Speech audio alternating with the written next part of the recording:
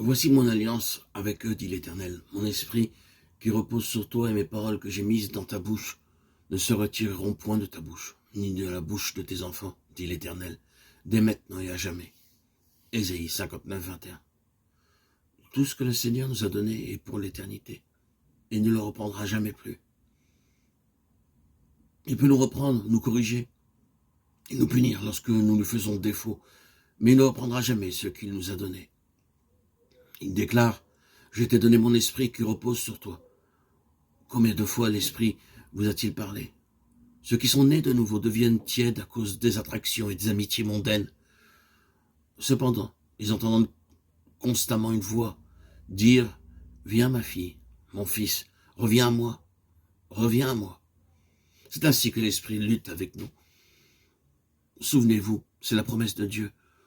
Mon esprit ne se retirera pas de toi. Ce que vous apprenez pendant une réunion ou dans votre culte personnel devient votre possession éternelle. Lorsqu'il nous sera donné des corps glorifiés, nous aurons aussi une parfaite connaissance. Et lorsque nous verrons notre Seigneur face à face, alors nous connaîtrons comme nous avons été connus. 1 Corinthiens 13, 12. Par cette parfaite connaissance, nous serons capables de comprendre ce qui se passera dans les cieux. Ici, sur cette terre, notre connaissance reste imparfaite. Dans le ciel, nous aurons une parfaite connaissance et nous connaîtrons tout le monde par son nom. Nous connaîtrons chaque endroit du ciel et nous marcherons où nous voudrons. Pas question de demander son chemin. Vous connaîtrez le chemin et votre connaissance sera parfaite.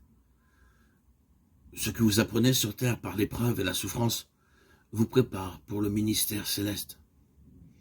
Alors notre connaissance sera parfaite. Le plus petit deviendra un millier et le moindre une nation puissante.